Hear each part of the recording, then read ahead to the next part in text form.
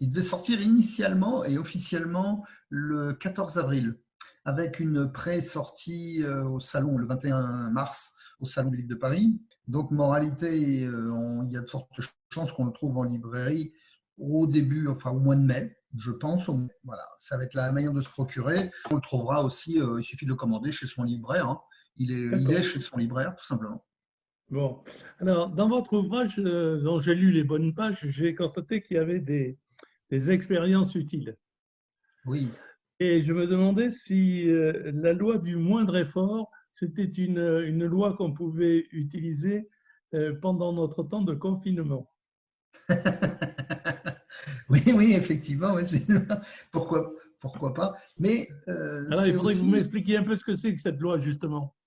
Ah bah, il faut. Alors à ce moment-là, ce qu'on peut faire, effectivement, c'est de reprendre. C'est pas de reprendre que la loi du moindre effort, c'est de Oui. reprendre toutes les lois parce qu'elles s'appliquent parfaitement à. Au, Enfin, elles au s'appliquent. Pas toutes, confinement? évidemment.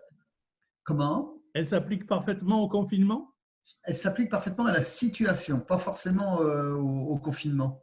Et donc, il n'y a pas que celle-ci, hein. Je vais en Alors, allons-y, reprendre. allons-y. Quelles sont celles qui s'appliquent particulièrement? L'épigénétique. Commençons par l'épigénétique. Ça, l'épigénétique, on est en plein dedans. Le cerveau va forcément muter avec ce que nous sommes en train de vivre. Euh, Là, j'en parle, moi, avec le renforçateur de l'argent. Donc là, évidemment, l'argent a une influence, mais là, comme on ne peut plus dépenser, ça va forcément avoir une influence sur notre structure cérébrale, D'accord. la structure de notre cerveau. Donc, si on reste un peu trop longtemps comme ça en confinement, forcément, l'humain qui va en ressortir ne sera plus le même. Donc Ça ça, veut dire que ça l'argent que j'ai caché sous mon oreiller va me servir à rien? non, ça veut dire que le rapport et ce que vous allez projeter sur l'argent qui se trouve en dessous n'aura plus du tout le même sens. C'est pas du tout la même chose. C'est-à-dire, il est fort possible que l'argent n'ait plus la même valeur, mais, Allons bon. ça c'est possible, c'est la, Est-ce que la bourse qui nous le dira. Mais en j'aurais dû le laisser attendant, à la banque? oui, mais qu'il soit n'importe où, c'est la C'est valeur que pareil. vous allez lui accorder, vous, qui va Oui. changer ça. Passons le principe de Peter. Le principe de Peter va être intéressant, C'est très très l'incompétence, intéressant. non, le principe de Peter? C'est le seuil d'incompétence, Oui. exactement. Alors, ça va être intéressant parce qu'on va se rendre compte en étant en télétravail, par exemple, que de l'incompétence des gens qui se croient justement, qui nous laissent penser qu'ils sont Compétence. compétents et leur absence, on va se rendre compte, c'est un peu comme le coq chanticleer. Le matin, s'il ne chante pas, ça n'empêche pas le soleil de se lever. Là, je parlais le point de basculement. Le point de basculement, ça c'est assez fascinant parce que ça fait des décennies. La première fois qu'on a parlé du point de basculement, c'était avec une étude en 1957 d'un professeur qui s'appelait Morton Godzing, qui étudia le comportement d'intégration des voisinages américains qui sont de cultures différentes. On dit ça comme ça aujourd'hui, mais en fait, c'est le rapport des Blancs et des Noirs. Et comment, à partir du moment où dans un quartier blanc, on implante des Noirs qui viennent aménager, à quel moment les Blancs vont partir et laisser la place aux Noirs? Alors on va dire c'est une utopie, ça n'existe pas. Si, c'est arrivé aux États-Unis sur la 5e avenue, par exemple, là où se trouve Grand Central aujourd'hui, la gare.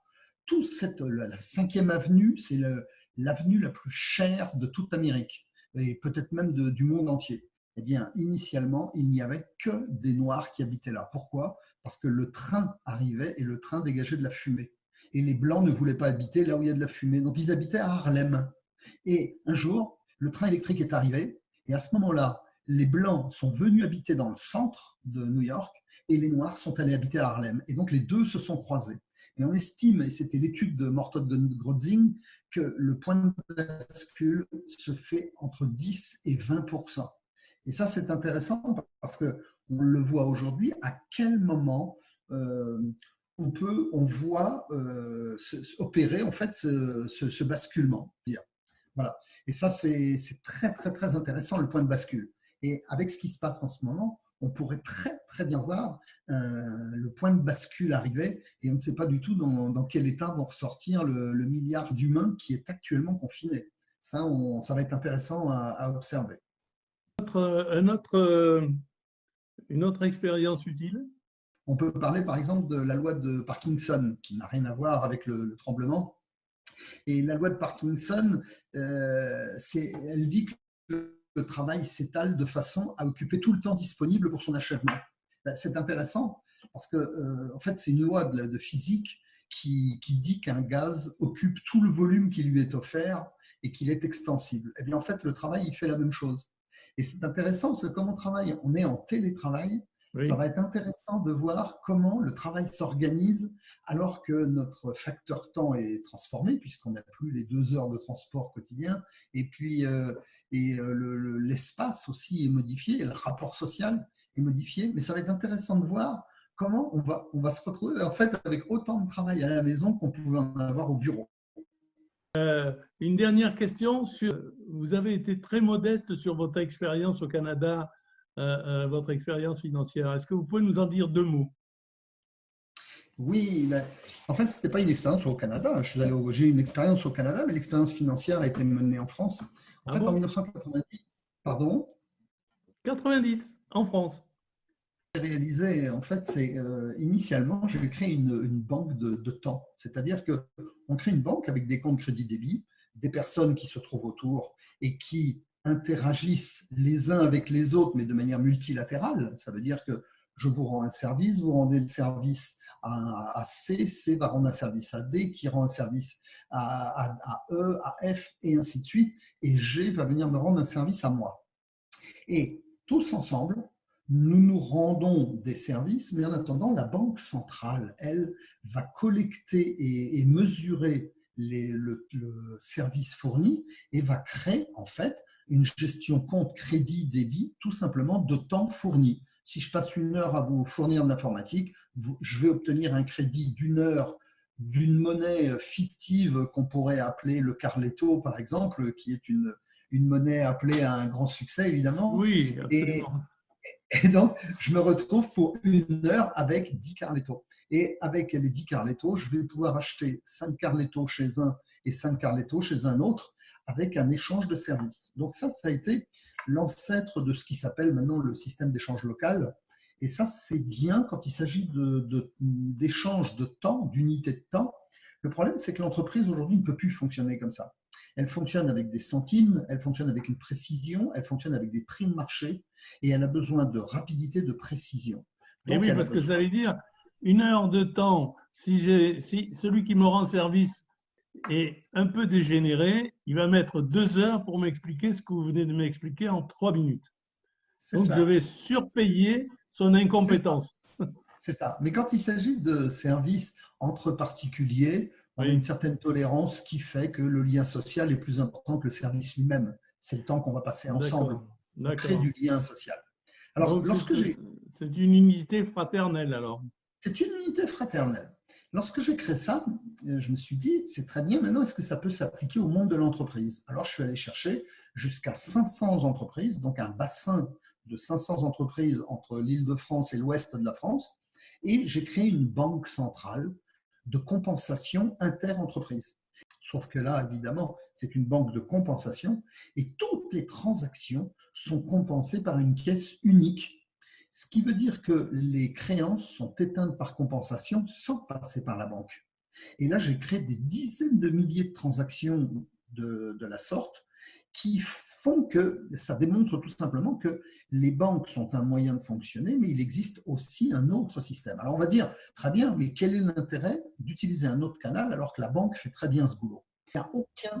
Il n'y a aucun endettement externe, c'est un endettement interne. Ça veut dire que les 10 000 euros de ce que j'achète chez vous sont un débit chez moi, un crédit chez vous. Moralité, on n'a pas besoin d'argent externe, l'argent est interne et c'est vous qui le fournissez. Où ça va devenir compliqué, c'est pour le système bancaire, parce que le système bancaire va muter dans son mode de fonctionnement. Parce que c'est le système qui va chercher à l'extérieur de la trésorerie, du cash, des lignes d'écriture, appelons ça comme on veut, très bien. On va se rendre compte tout simplement qu'on a fonctionné comme ça pendant plusieurs siècles et que c'était une hérésie absolue. On n'a pas du tout besoin d'aller chercher à l'externe. À l'interne, on produit tout le crédit qu'on veut puisque c'est du crédit fournisseur. Donc, si vous êtes prêt à obtenir un crédit de la part de la Caisse centrale des 30 000 euros de la prestation que vous allez me fournir, eh bien, moi, je vous donne 30 000 euros, j'ai 30 000 en moins, vous 30 000 en plus, et ces 30 000 en plus, vous irez les utiliser chez quelqu'un d'autre, comme on le fait avec son argent.